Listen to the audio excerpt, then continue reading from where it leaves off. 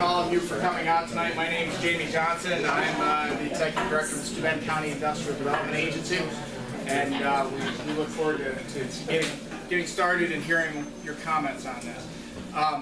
Russ Genzel is our legal counsel from Harris Beach. He's actually going to be running the public hearing, but I did want to open up with just a few remarks to explain a little bit about the project, what we're here for today, and to go over some just basic house rules. First off, we are here because the Barron Wind Project filed an application with the Industrial Development Agency in April to seek assistance for their project that they are proposing in the towns of Cohocton, Fremont, Dansville, and Wayland. It is a $304 million project that they are seeking property tax assistance, sales tax exemption, and mortgage tax exemption on to move this forward.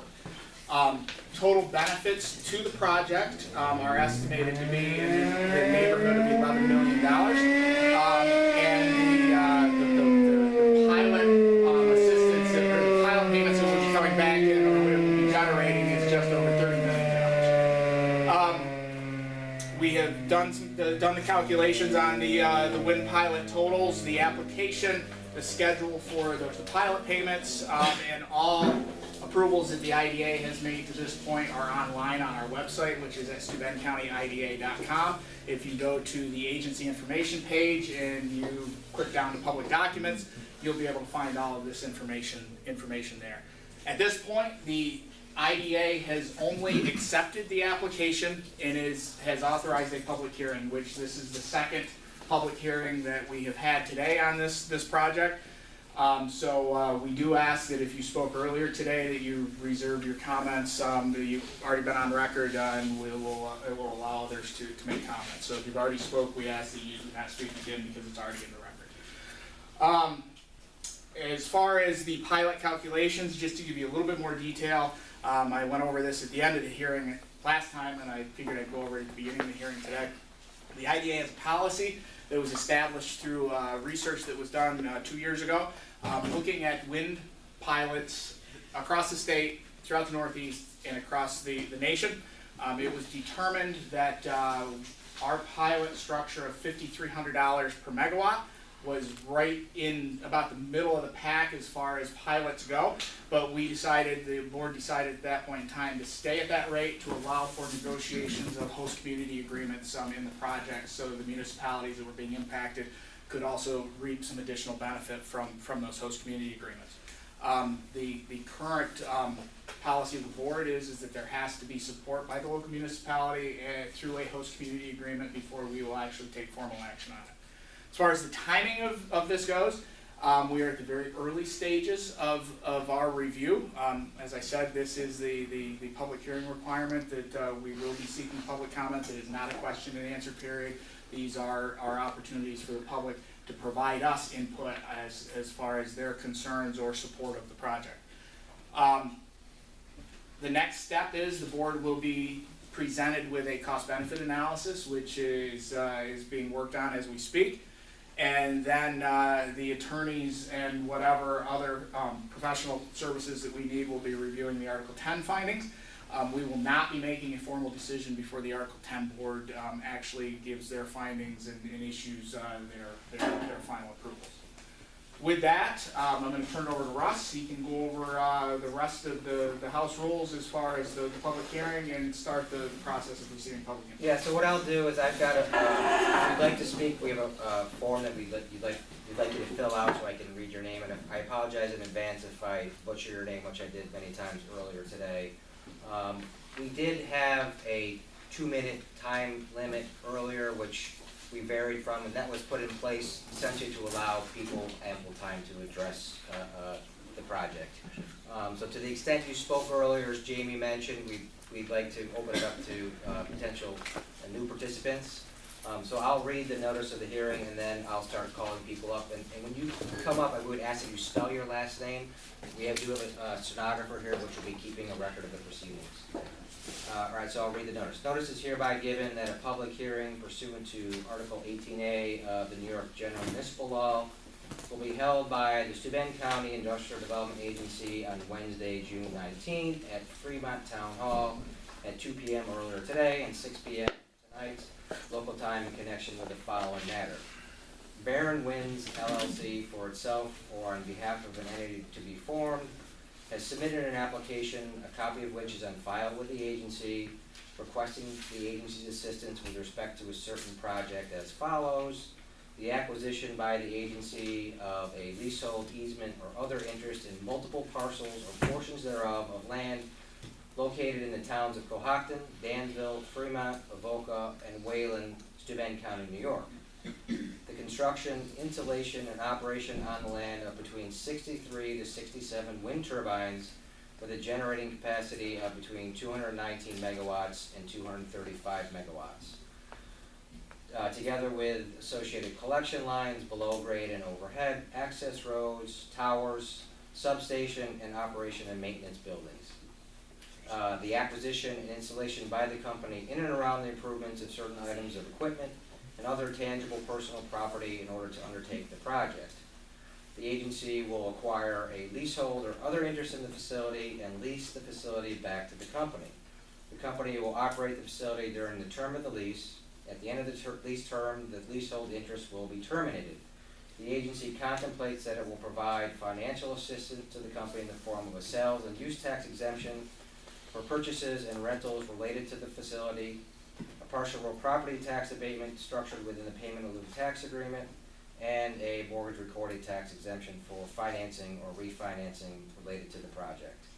A representative of the agency will be at the above stated time and place to present a copy of the company's application and to hear and accept written and oral comments from all persons with views in favor of, opposed to, or otherwise relevant to the proposed financial assistance, dated June 8th, 2019, Steuben County Industrial Development Agency.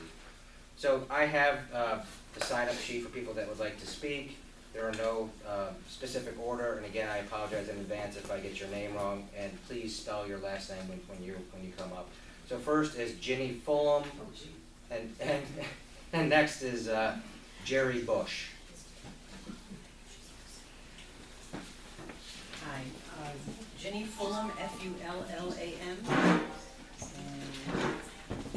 First, I'd like to echo, I was here at the first meeting, and I just want to echo that I agree with all the comments that were made and the issues and concerns that were brought up at the first meeting regarding the fact that the company should be paying full property taxes. And this is short. I'll bring in my 2 minutes.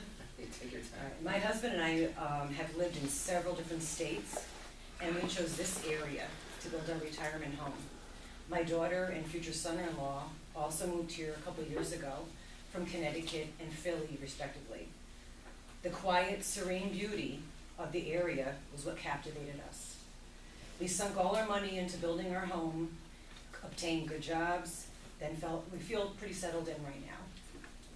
We enjoy the beautiful countryside, the eagles and hawks that often fly over our houses. Looking out at the night sky with the clusters of stars is amazing. You didn't have that in a lot of the places we lived because of all the lights. And also hearing all the wild animals out in the woods. That's something else we have learned to really enjoy. And I personally love the bats, so yeah, that's my favorite. And we gladly pay our property taxes to live in this amazing environment. If Barron Winds, and I'm looking right at you, wants to come build their turbines here, they too should be paying their full share of property taxes. And I personally feel that they should also compensate those of us, like myself and my family, who are going to be surrounded by these things. They should also compensate us somehow for the fact that we're going to lose our view shed, and also all the health issues that I read about that are related to the turbines themselves. So so please, and I look at you guys, deny them any tax break and no pilot. Thank you very much.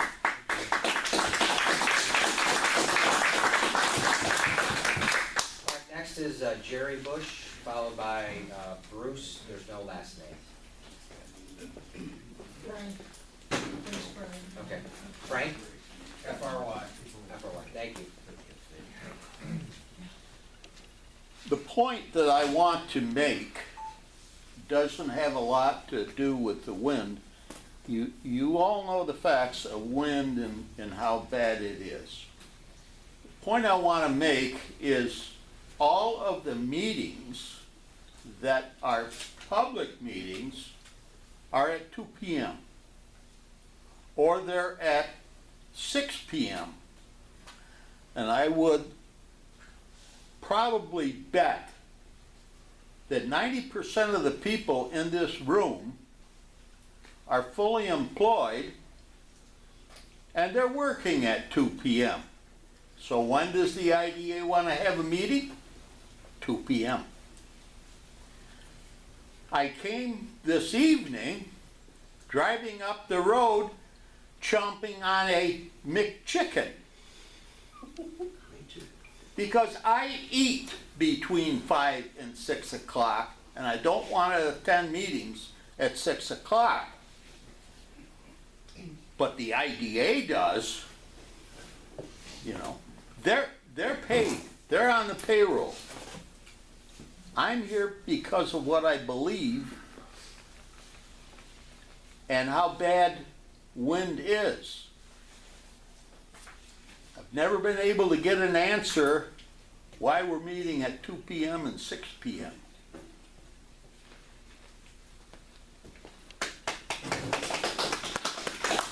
Next was Bruce Fry and followed by W. Bud Phelps. I was Fry, I follow. And I live in Steuben County and I'm against tax breaks. Big wind is already subsidized. And why should the general public, the taxpayer, pay for the infrastructure that they're gonna tear up where they're coming in here with their heavy equipment and stuff, the roads, the bridges, the culverts that they're wear and tear. Only a few people, the chosen few, are gonna benefit from this. The employment that it's gonna offer over a long period of time, there's gonna be that many, maybe during a construction period. And again, I wanna mention the health effects, the noise, the shadow flicker, the EMF, also the value that our houses are gonna lose during that, but our taxes aren't gonna go down. And it's just common sense to the normal person why you would want the tax breaks to go to the big wind. Thank you.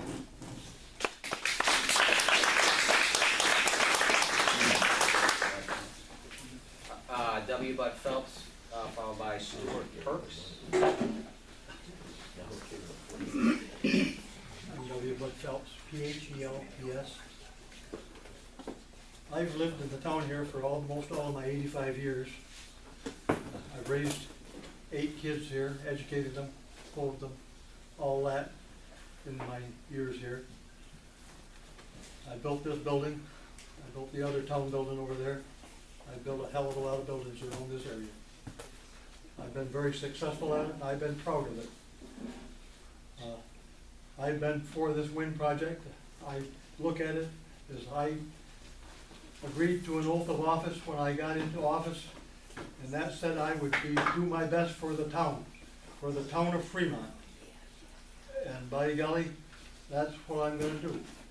And I'm totally in favor of this here. I don't see how we can ever turn it down. We'll never get another opportunity to have money come to us like this money has come in here. I mean, this is about as nice a thing as ever will happen in this town. You can disagree with me if you want to, but I've been successful in a business. I pay a lot of taxes, and by golly, I look for it to go through. Thank you.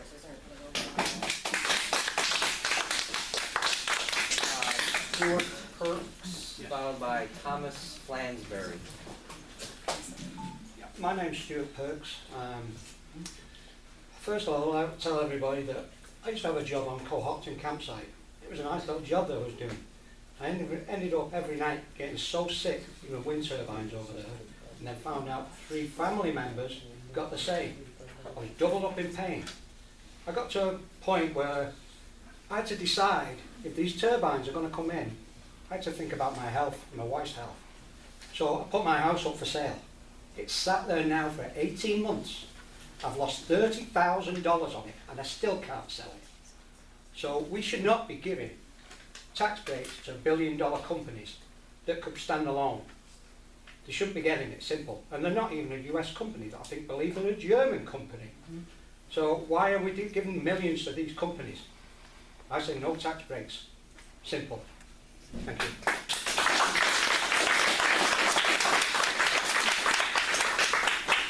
Flansburgh, Flansburg. I've got a few concerns with the pilot. Mr. Johnson gave a presentation here at the town hall. I think it was in November. And one of the issues I have with that, and you can correct me if I'm wrong, one of the issues was that a lot of people think that when these windmills come in that the taxes are going to go down. But according to you at that meeting, that changes the formula, which means the town gets less money. So I don't know why the IDA would think this is a good pilot. If the board lowers the taxes, they get less money. That doesn't even make sense to me. I believe you quoted Cohocton lost over $100,000 because of that. So that's one big issue. Another issue I have is what seems to be a growing trend are these mechanic liens. A lot of people don't know about it. I believe in Howard they had them. They're happening around the country. And obviously when the contractor puts a lien on the wind company, they pay the bill, that goes away. But I'm concerned about what happens if this company files bankruptcy. Bankruptcy courts are a whole different ball game. And I haven't been able to find anybody that's going to answer that. What happens to these, properties if they have liens put on them? It seems like there's a pretty good chance that they will have liens put on them. So, I don't think they should be getting tax breaks. I just wish that the whole IDA board would have had some kind of a public hearing where the whole IDA board was there to hear everybody's concerns, because there are just so many concerns with these turbines. Whether it's health issues, this financial thing. Yeah, the town's getting money, but again, if you can't lower the taxes and you're going to get penalized, then what's the sense of even coming in? It doesn't even make sense to me. So I did make a couple of copies here. I don't know if you guys have seen it before. And they're just updated ones on these mechanic liens. Just something to... We'll put it in the record, that's fine. Yeah, okay. Thank you, that's all I have. Thank you.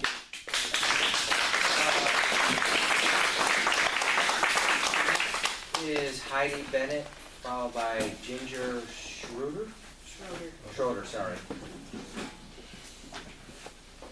I actually live where they're gonna do the Barren Wind project, and I approve of it.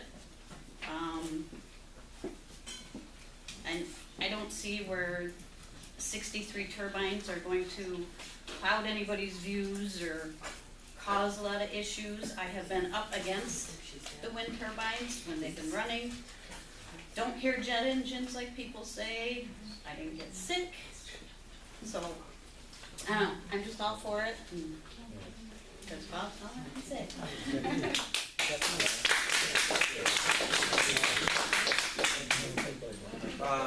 Ginger Schroeder, followed by Sharon Brewer. Good evening, everyone. My name is Ginger Schroeder. I'm an attorney from Cattaraugus County.